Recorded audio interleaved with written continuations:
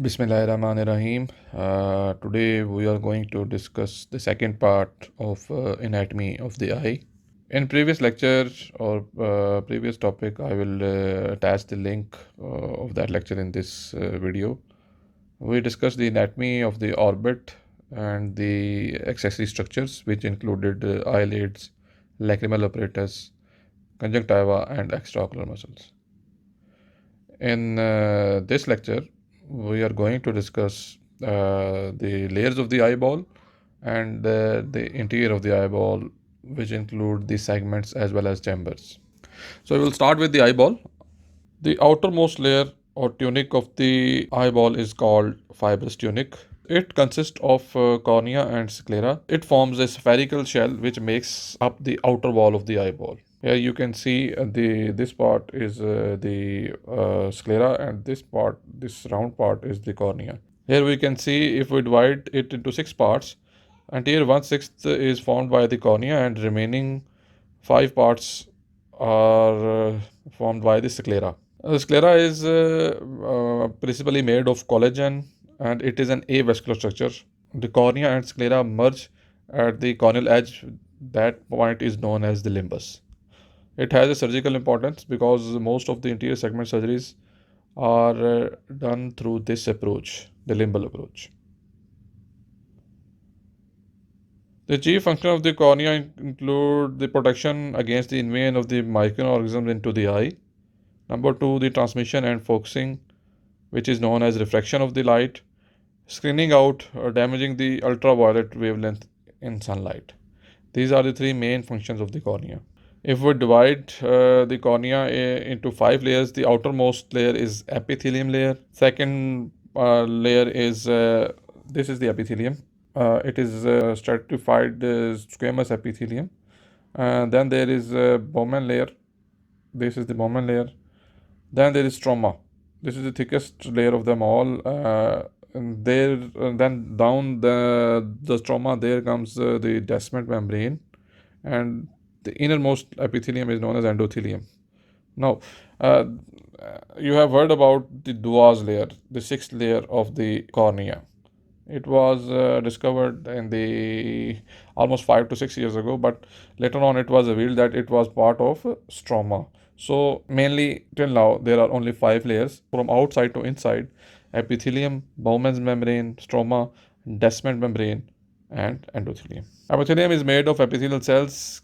It keeps the stroma hydrated, and it provides the nutrients and oxygen to the cornea. As you know, cornea is an avascular structure, so it has to get some oxygen, and the route of that oxygen is via the epithelium and through the tear film. It acts as a barrier to protect the cornea and prevents bacteria from entering into the epithelium and corneal stroma. This may happen after a trauma or a contact lens use. If the epithelium is eroded, that condition is known as ulcer. So corneal ulcer is a condition in which there is no epithelium, and the chances of the organisms infecting the corneal stroma increases in such cases. It is extremely sensitive to pain. It can regenerate itself if damaged from the disorders such as recurrent corneal erosions, epithelial basement membrane dystrophy, or diabetes mellitus. Then comes the Bowman's membrane. It is a smooth, acellular, and non-regenerating layer located between the superficial epithelium and the stroma in the cornea of the eye. It is a transparent structure, and it is composed of collagen. It cannot regenerate after the damage and form scars as it heals, which can lead to vision loss. So this is an important point. If there is epithelium loss, it may heal over 24 to 48 hours without leaving any scar. But if the trauma is deep and it involves Bowman's membrane, it may lead to permanent scarring and eventually affecting the vision as well. Then comes this trauma. It lies beneath the Bowman's membrane, and it's composed primarily of water and collagen. It gives the cornea its strength, elasticity, and form. It is kept dehydrated, um, so it can contribute greatly to the light conduction transparency. Dehydration is the phenomena which is mainly maintained by the last two layers. Descent membrane is a protective barrier under the stroma. It is also composed of collagen and posteriorly made of endothelial cells. Endothelium is a monolayer cells. This is an important point. It is a single layer cell lies under the descendant membrane. It is responsible for the regulating of fluid and solute transport between the anterior chamber and the stroma. The cornea gets its nutrition from tear film as well as from the aqueous humor as well. So, in that part, endothelium plays an important role, and it also keeps the cornea clear by keeping the corneal stroma anhydrous. That's why, in most of the cases after the surgery, the first post-op day, you see some cloudy corneas that occurs due to the damage to the endothelial cells that may occur during the surgery.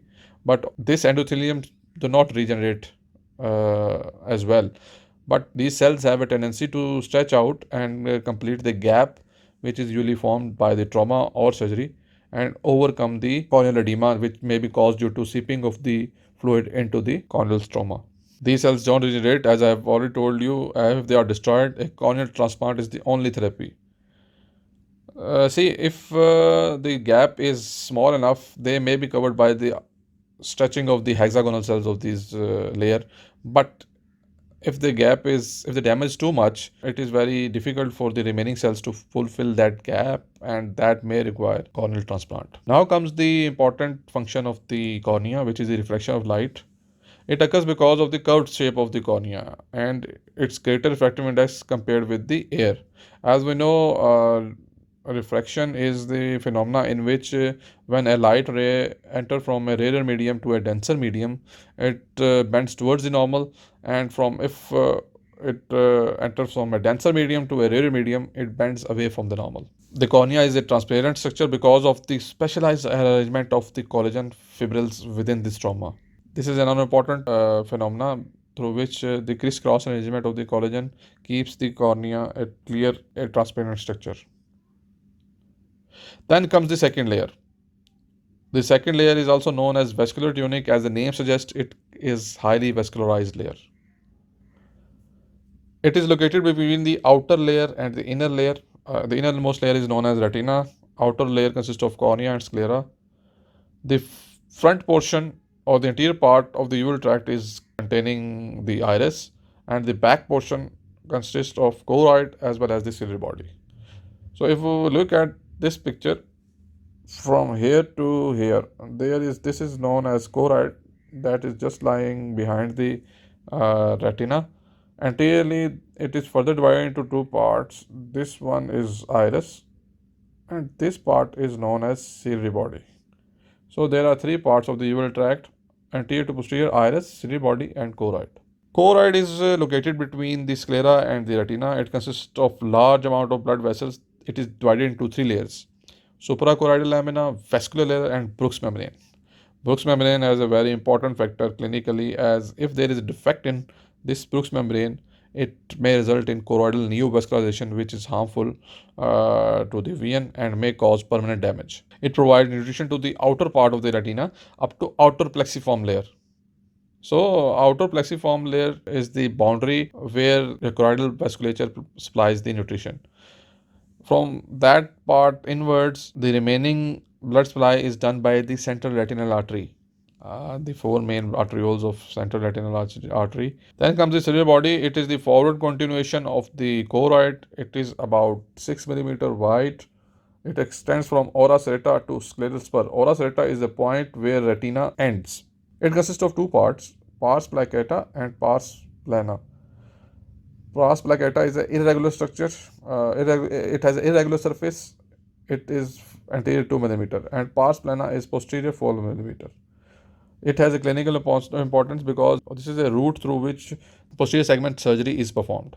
Ciliary body has two main functions. It produces aqueous humor, and it also provides accommodation with the help of ciliary muscles. What is accommodation? Accommodation is the phenomena, the stimulus of which is near target, and in this the three changes occur in the eye. Number one, there is convergence. Convergence occurs. Number two, there will be meiosis. Meiosis is constriction of pupil. And number three, there will be increased power of the lens. How that happens? When the ciliary body contracts, the ciliary body is like this ring. The lens is between the ciliary body is suspended with the suspensory ligaments. When the ciliary body contracts, these zonules become relaxed. So, so when the zonules become relaxed, if we take a cross section, this is the lens. When they relax, the anteroposterior of the lens of the anteroposterior diameter of the lens increases. So if you notice, this lens will have less power as compared to this. If you can easily say that in accommodation, the power of the lens increases due to contraction of the ciliary body and relaxation of the suspensory ligaments. Ciliary processes are the part of the ciliary body that produces aqueous humor in the posterior chamber and from it into the anterior chamber. Three muscles are the set of muscles that affect the shape of the lens during accommodation. See here, I have explained this picture. This is the ciliary body muscle, this is the lens, and these are the ligaments. So whenever the ciliary body will contract, it will cause the relaxation of these ligaments and eventually increase the power of the crystalline lens. Iris. It is a circular diaphragm with central aperture called pupil. If you look at this picture, this is pupil. This is black part. It is attached with the anterior surface of the ciliary body. It consists of sphincter pupillae and dilator pupil muscles. The sphincter pupillae muscles are circular muscles. So you can see if they will contract, it will decrease the size of pupil. It will cause meiosis. While dilator pupillae, as the name suggests, they are radial muscles, and it when they will contract, it will cause dilatation of pupil, which is known as mydriasis. Choroid is supplied by short posterior ciliary arteries, and ciliary body and iris is supplied by long posterior ciliary arteries and anterior ciliary arteries. Now comes the nervous tunic, which is the retina. It is a thin, semi-transparent, multi-layered sheet of the neuronal tissue, lies in the inner aspect of the posterior two-thirds of the globe, and it terminates anteriorly at the ora serrata. Now, ora serrata roughly कहाँ होता है? It is usually present around about here. So if we divide the eyeball into two equal halves, retina ends slightly anterior to it. Now, there is a part where there is sclera and there is ciliary body, specifically pars plana. This is a part where there is no retina. So this is the route which is usually used for posterior segment surgeries. If we enter through this part through pars plana, the chances of damaging the retina are very minimum and we can easily approach the posterior segment surgeries. This has a clinical importance. In ophthalmology we usually discuss a term known as posterior pole. Now, what is posterior pole? Posterior pole is this picture. While doing a fundoscopy, we look for these four things while examination. A retina, which include fovea, macula, optic disc, vessels, which include arteries and veins. And the one thing which is not visible in this picture is vitreous. Vitreous is a part of media. What is media? Media is a structure through which the light passes. So if you do not visualize vitreous, it means it is normal. It is clear. These are the layers of the retina. So this is the layer. This is the cut-off point layer, below which it is supplied by choroid. Above this, it is supplied by the CRA, central retinal artery. Then comes the retinal pigment epithelium. It is a sheet of melanin-containing epithelial cells lying between the choroid and the neuronal portion, assist in the turnover of the rods and cones. These are the photoreceptors. These are important for the vision. It prevents the scattering of the light within the eyeball due to the presence of melanin. It acts just like a dark chamber. In photography, if the pictures are being prepared, it is usually done in the dark chamber so that extra light do not have an effect on the quality of the picture. Same mechanism works in the eye as well. It also works as a barrier between the vascular system of the choroid and the retina. Then comes the neural portion of the eye. It contains the other nine layers, and it converts the light into the electric impulses that is carried by the optic nerve to the visual cortex. Macula. Center of it is the center part of the posterior retina, and it is responsible for the central vein, the main vein, which is responsible, which is the responsibility of macula. It has a yellow pigment known as xanthophyll. Optic nerve is the second cranial nerve. It consists of more than 1 million axons that originate in the ganglion cells layer of the retina and extend toward the occipital cortex. It is approximately 50 millimeter long from the globe to the chiasm. Now, optic nerve is labeled from, it starts from the globe and it ends at the chiasm. Beyond the chiasm, they are named as optical tract and up to lateral geniculate body and then optical radiations. It can be divided into four segments: intraocular, which is around 1 millimeter, intraorbital, which is around 25 to 30 millimeter, intracanalicular is around 6 millimeter, and intracranial around about 5 to 16 millimeter. Now comes the interior of the eyeball. Interior of the eyeball is divided into two segments that include anterior segment and posterior segment. In this picture, you can see this part. Anterior to this one is known as anterior segment. Behind this is posterior segment. So posterior capsule, this part of the lens act as a barrier between these two segments.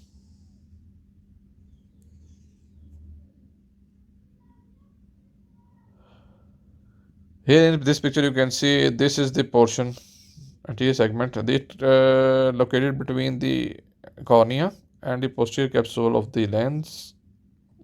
It is further divided by the iris into two chambers. This is posterior chamber and this is anterior chamber. In both these chambers, the aqueous humor flows. The aqueous humors come from this ciliary body and comes over here through posterior chamber, through pupil it comes into the anterior chamber, and through angle it goes into the trabecular meshwork and ultimately Schlem's canal.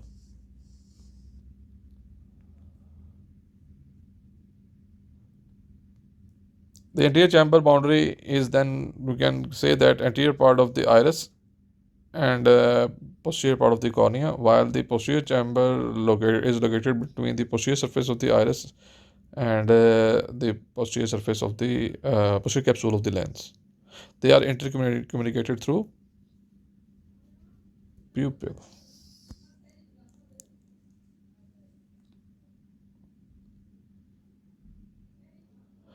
This picture is showing the aqueous flow. This from there, the aqueous is formed. It goes to the posterior chamber through pupil. It goes into the anterior chamber, angle, canal of Schlemm, and then eventually. The lens is a biconvex lens. Biconvex means this shape. Biconvex lens with a refractive index of 1.336. It is being supported by the suspensory ligaments which are attached to the ciliary body. It is a non-vascular, colorless and transparent structure.